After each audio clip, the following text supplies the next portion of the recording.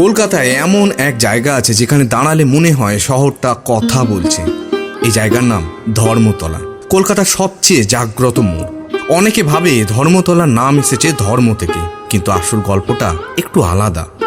এক সময় এখানে ছিল ধর্মশালা, দূর দূরান্ত থেকে আসা মানুষদের থাকার আর বিশ্রামের জায়গা। সেই ধর্মশালা থেকেই ধীরে ধীরে নাম হয়ে যায় ধর্মতলা। ব্রিটিশ আমলে এই জায়গার নাম ছিল এসপ্ল্যানেড।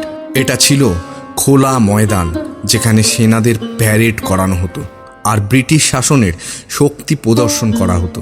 কিন্তু সময় বদলেছে, এই জায়গা পরে হয়ে উঠেছে প্রতিবাদের মঞ্চ।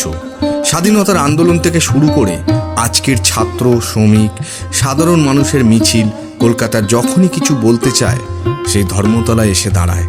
বাস, ট্রাম, মেট্রো উত্তর আর দক্ষিণ কলকাতা এই জায়গাতেই এসে মিশে যায়। এই কারণেই ধর্মতলা শুধু একটা জংশন নয়, এটা কলকাতার হৃদস্পন্দন। ধর্মতলা প্রমাণ করে কিছু জায়গা ভিড়ের জন্যে নয়, কিছু জায়গা ইতিহাস তৈরির জন্যে। ধর্মতলা শুধু একটা জায়গা না, এটা কলকাতার বিবেক।